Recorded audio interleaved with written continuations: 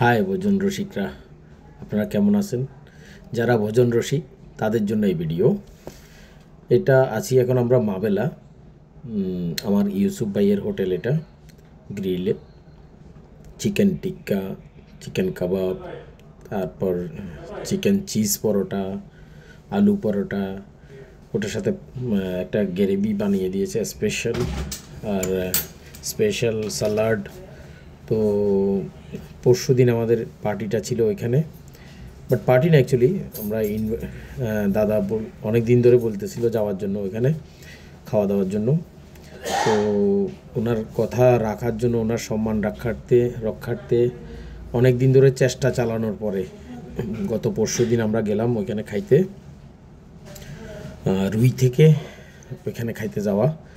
তো গেলাম এবং কি খাওয়া দাওয়ার পরে মানে এত আনন্দ পেলাম যে জায়গাটাও অনেক সুন্দর, আর সুন্দর একটা প্লেসে দোকানটা দাদার, একদম খোলামেলা জায়গাটা, গাড়ির পার্কিংয়ের জায়গাও অনেক সুবিধা আছে, অনেক সুন্দর আছে, অনেকগুলো গাড়ি একসাথে পার্ক করা যায়, কোনো সমস্যা না। দোকানটা অনেক লাইটিং এবং কেউ দোকানের যে রংটা আছে লাল ইয়ের করা, অনেক সুন্দর লাগতেছিল। ভিতরের যে ডিজাইনিংটা করছে সেটাও অনেক সুন্দর, অনেক ভালো লাগছে। ওনার এখানে খাওয়া দাওয়াগুলো অনেক টেস্টি। আমার মানে কি বলবো, অনেক সময় ধরে বসে আরামসে আমাদের জন্য বানিয়েছে এবং কি আমরা আরামসে খেয়েছি। আর সব কিছু অনেক সুন্দর। ওনার দোকানের ভিতরের স্টাফরাও অনেক পরিষ্কার এবং কি দোকানের ভেতরের অংশটা অনেক ক্লিন।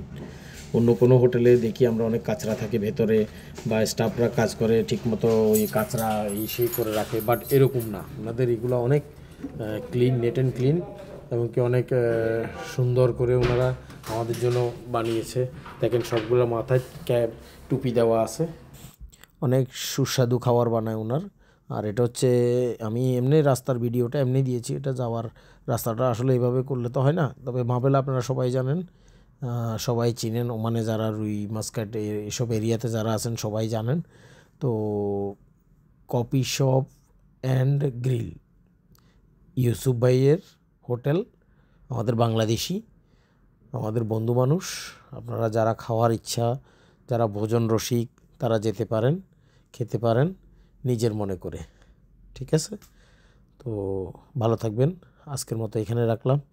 আশা করি আপনারা যাবেন, যারা ঘুরে ঘুরে খাওয়ার ইয়ে করেন, মানে খাওয়ারগুলার আলাদা ভিন্ন ভিন্ন টেস্ট খোঁজেন, তাদের জন্য এই ভিডিও।